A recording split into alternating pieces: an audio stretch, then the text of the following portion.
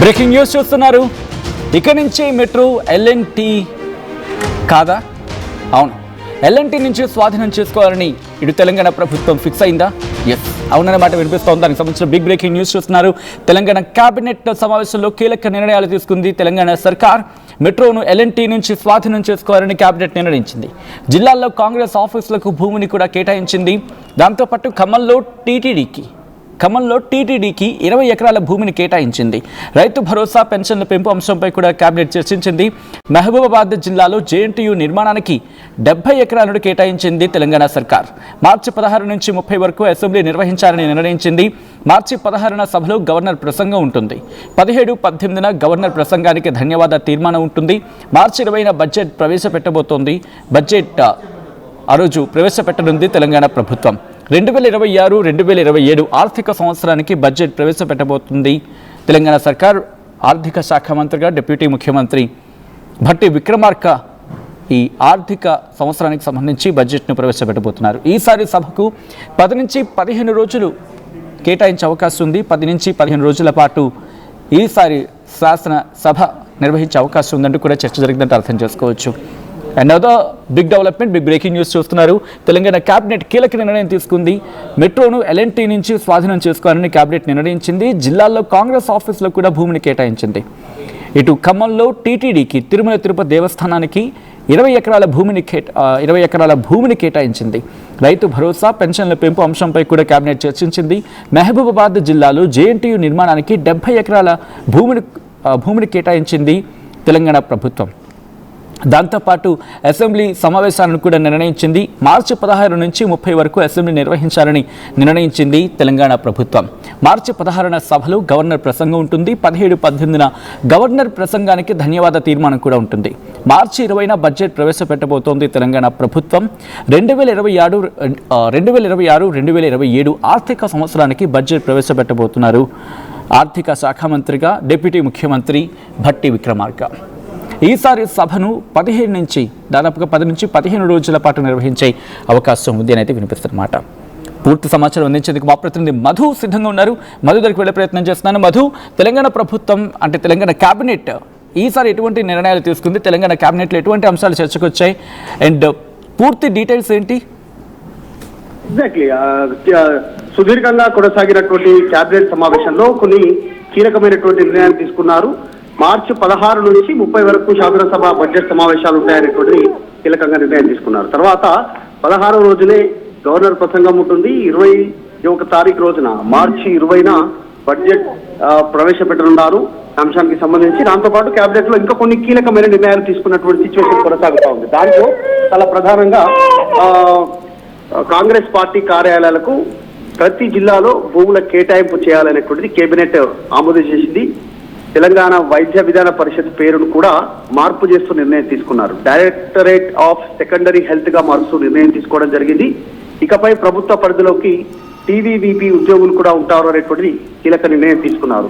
ఇకపై హైదరాబాద్ మెట్రోను కూడా పూర్తి స్థాయిలో ప్రభుత్వం ఓవర్టేక్ చేసుకోవాలనేటువంటి నిర్ణయం తీసుకున్నారు. ఎల్ఎన్టీ నుంచి పూర్తిగా స్వాధీనం చేసుకుని ప్రభుత్వ హ్యాండ్ ఓవర్ లోకి తీసుకున్నారు. ప్రభుత్వ హయాంలో జరగనుంది మెట్రోకు సంబంధించినటువంటి నిర్వహణ. ఖమ్మంలో టీటీడీకి ఒక 20 ఎకరాల భూముల కేటాయింపు చేయాలనేటువంటి నిర్ణయంతో పాటు మహబూబాబాద్ జిల్లా గుమ్మడూరులో దీనికి సంబంధించి జేఎన్టీయూ కాలేజీ నిర్మాణానికి 70 ఎకరాల కేటాయింపు చేసి కూడా నిర్ణయం తీసుకోవడం జరిగింది. ఇక్కడితోటే కాదు, ఇంకా కొన్ని కీలకమైనటువంటి నిర్ణయాల్లో ప్రభుత్వం నిర్దేశించినటువంటి ఏదైతే జనగణన సెన్సెస్ ఏదైతే ఉందో 2027 నుంచి మళ్ళీ కేంద్ర ప్రభుత్వం నుంచి జరగబోయేటువంటి సెన్సెస్ సంబంధించిన విషయంలో రాష్ట్ర ప్రభుత్వం ఏర్పాట్లపైన కూడా మంత్రివర్గంలో కీలకంగా నిర్ణయం తీసుకున్నారు.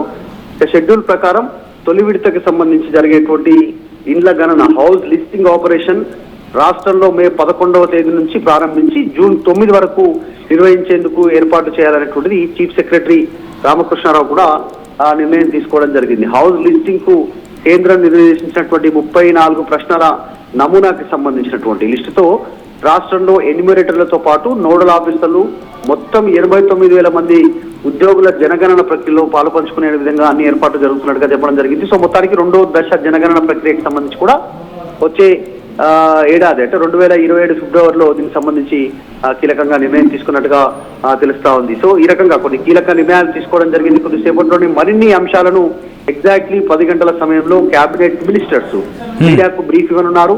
ఇంకే అంశాలు కీలక అంశాలు చర్చకొచ్చాయి, వాటిని రాష్ట్ర ప్రభుత్వం కేబినెట్ లో ఏమేమి చర్చించింది, వాటన్నిటి కూడా త్వరలోనే కొద్దిసేపట్లోనే మరింత బ్రీఫ్ లో మరింత వివరంగా మంత్రులు వివరించనున్నారు. Alright, thanks for the update Madhu. మొత్తంగా అయితే మాత్రం తెలంగాణ ప్రభుత్వం కొన్ని కీలక నిర్ణయాలు తీసుకుంది. ఈరోజు కేబినెట్ భేటీలు తెలంగాణ ప్రభుత్వం రైతు భరోసాకి ఒకసారి రైతు భరోసా గురించి మాట్లాడుకునే ప్రయత్నం చేద్దాం మధు. రైతు భరోసాపై ఎటువంటి క్లారిటీ ఇచ్చే ప్రయత్నం చేస్తోంది తెలంగాణ ప్రభుత్వం అనేది ఒకసారి మాట్లాడుకునే ప్రయత్నం చేద్దాం. ఓకే, లైన్ డిస్కనెక్ట్ అయినట్టుంది. మొత్తంగా అయితే మాత్రం తెలంగాణ ప్రభుత్వం కొన్ని కీలక నిర్ణయాలు తీసుకోవడం జరిగింది. ఈరోజు తెలంగాణ కేబినెట్ భేటీ అయింది. తెలంగాణ కేబినెట్ భేటీలో కీలక నిర్ణయాలు తీసుకుంది తెలంగాణ సర్కార్. మెట్రోను ఎల్ఎన్టీ నుంచి స్వాధీనం చేసుకోవాలని కేబినెట్ నిర్ణయించింది. జిల్లాలో కాంగ్రెస్ ఆఫీసులకు భూములు కూడా కేటాయించింది.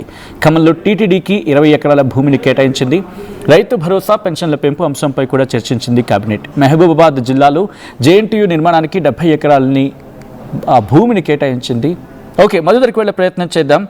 మధు, రైతు భరోసాకి సంబంధించి తెలంగాణ ప్రభుత్వం ఎటువంటి కీలక నిర్ణయాలు తీసుకుంది, అట్ ద సేమ్ టైం దాని మీద ఉన్న ఎటువంటి డెవలప్మెంట్స్ ఉన్నాయి ఇప్పుడు? మొదట్లో శాటిలైట్ సర్వే అనేటువంటి స్టేట్మెంట్ ప్రభుత్వం నుంచి వచ్చింది. కేవలం సాగు భూములకు మాత్రమే రైతు భరోసా నిధులు విడుదల చేయాలి పెట్టుబడి సహాయం కింద అనేటువంటి గతంలో చర్చ జరిగినప్పటికీ, మంత్రుల స్థాయిలో చెప్పినప్పటికీ, తర్వాత దానికి రీసెంట్ గా జరిగినటువంటి ఒక మీడియా సమావేశం తర్వాత చిట్ చాట్ లో ముఖ్యమంత్రి రేవంత్ రెడ్డి క్లారిటీ ఇచ్చారు. అట్లా ఏం లేదు, గతంలో ఏ రకంగా అయితే రైతు భరోసా వేశామో ఈసారి కూడా రైతులకు పెట్టుబడి సాయం కింద అదే విధంగా రైతులకు పెట్టుబడి సాయం అందించనున్నాము అనేటువంటి స్టేట్మెంట్ చేశారు. సో ఈసారి కూడా యథావిధిగా అదే దాదాపు కంటిన్యూ అయ్యేటువంటి సిచ్యువేషన్ కనిపిస్తా ఉంది.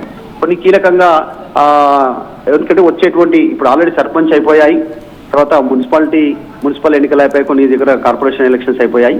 నెక్స్ట్ ఎంపీడీసీ, జెడ్పీడీసీ, తర్వాత నెక్స్ట్ జిహెచ్ఎంసీ ఎన్నికలకు నిర్వహణకు వెళ్తా ఉంది. సో ఇట్లాంటి మూమెంట్ లో కొత్తగా ప్రయోగం చేసేటువంటి అవకాశం ఉండకపోవచ్చు. మొన్న మాట్లాడినటువంటి తీరును కనుక చూస్తే కేబినెట్ లో కూడా దీని గురించి కీలకంగానే నిర్ణయం తీసుకున్నట్టుగా కనిపిస్తా ఉంది. దీనితో పాటు ఇంకా కొన్ని రాష్ట్రాల్లో ఇరిగేషన్ ప్రాజెక్టులకు సంబంధించి భూసేకరణకు సంబంధించిన విషయంలో కూడా పరిహారం అందించాలనేటువంటిది కేబినెట్ నిర్ణయం తీసుకుంది. ఈ పరిహారం కింద 4,000 కోట్ల పరిహారం చెల్లించేటువంటి అవకాశం ఉంది.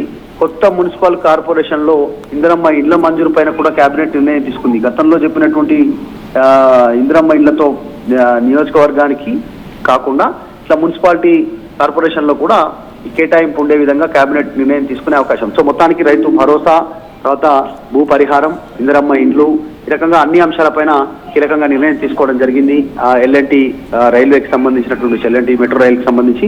సో ప్రభుత్వం ఇంకా కొన్ని కీలక అంశాలను కొద్దిసేపట్లో వివరించేటువంటి అవకాశం ఉంది. బడ్జెట్ సమావేశాలు కూడా ఈసారి హాట్ గా జరిగే అవకాశం ఉంది. అన్ని అంశాలు చర్చకు పెట్టిన తర్వాత ప్రతిపక్షాలను సలహాలు తీసుకుంటామనేటువంటి గతంలో స్టేట్మెంట్ చేశారు. సో బడ్జెట్ ఏ రకంగా ఉంటుందనేటువంటి ఒకవైపు ఆసక్తి, బడ్జెట్ లో ఏ కేటాయింపులు దేనికి ఎంత చేస్తారు, గతంలో కాంగ్రెస్ ఇచ్చిన హామీల విషయంలో కానీ, కొత్తగా తీసుకున్నటువంటి నిర్ణయాల విషయంలో కానీ కేటాయింపులు ఎట్లా ఉంటాయనేటువంటిది ఒక ఆసక్తి కూడా ఉంది. ఎందుకంటే మూసీ ప్రాజెక్ట్ కానీ, ఫ్యూచర్ సిటీ కానీ, తర్వాత ప్రభుత్వం తీసుకున్నటువంటి కొన్ని కొత్త ప్రాజెక్టుల విషయంలో కానీ, గతంలో ఇచ్చిన హామీల విషయంలో, సంక్షేమం విషయంలో ఇట్లాంటి నిర్ణయాలు ఉంటాయనే కొంత ఆసక్తి ఉంది. సో ఈసారి కేబినెట్ బడ్జెట్ సమావేశాలకు ముందు నిర్వహించడంతో కాస్త ఏ నిర్ణయాలు తీసుకున్నారనేటువంటి ఆసక్తి కనిపిస్తా ఉంది. కొద్దిసేపటి మరింత క్లారిటీ రానుంది. సరే,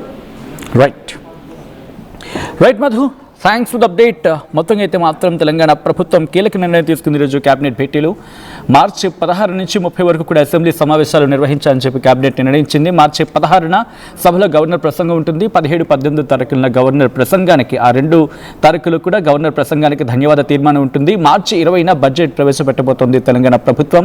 2026-2027 ఆర్థిక సంవత్సరానికి బడ్జెట్ ప్రవేశపెట్టబోతున్నారు ఆర్థిక శాఖ మంత్రిగా భట్టి విక్రమార్క, డిప్యూటీ ముఖ్యమంత్రి భట్టి విక్రమార్క. ఈసారి సభను 10 నుంచి 15 రోజుల పాటు నిర్వహించే అవకాశం ఉందంటూ కూడా తెలుస్తోంది.